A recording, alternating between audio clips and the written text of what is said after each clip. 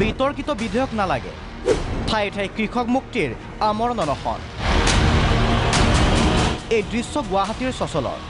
বিতৰ্কিত বিধেয়ক বাতিলৰ দাবী নৱবৰ্ষৰ প্ৰথম দিনটোৰ পৰাই এইদৰেই আন্দোলনত নামিছে কৃষক মুক্তি সংগ্ৰাম সমিতি নিজৰ যিখিনি কৰণীয় তেওঁলোকে কৰি থাকিব কিন্তু আপোনালোকে সবে জানে যে গণতান্ত্ৰিক এটা ব্যৱস্থা আছে গণতান্ত্ৰিক এটা সুন্দৰ এটা পৰিকাঠামো হেৰি আছে অহিংস পদ্ধতিৰে যেটো অহিংসা অনশন মহাত্মা গান্ধীও কৰিছিলে সেই অনশন আমি আৰম্ভ কৰিছো 75 মই বহাৰ উদ্দেশ্য যে ভৱিষ্যত প্ৰজন্ম অন্ধকাৰত পৰিণত হ'ব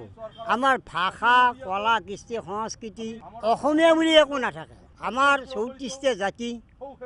33টা আমাৰ 64টা আমাৰ কলা কৃষ্টি এইবিলাকৰ মতৰ ওপৰত কোনো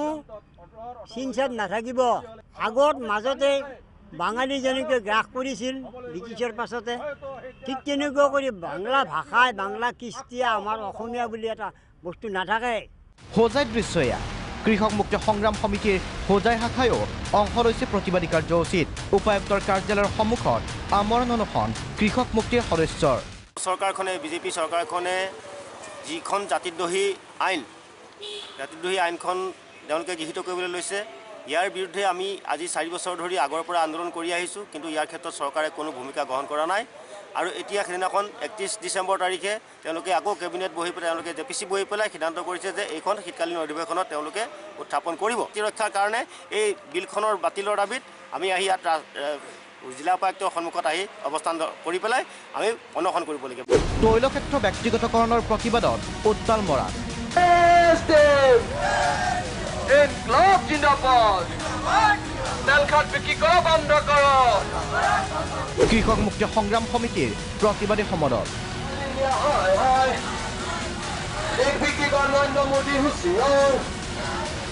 কৃষক মুক্তিৰ এই প্ৰতিবাদী সমদল ওলালগৈ তৈলক্ষেত্ৰৰ মুখ্য কাৰ্যালয়ৰ সন্মুখত তাৰ পিছৰ পৰিৱেশ এয়া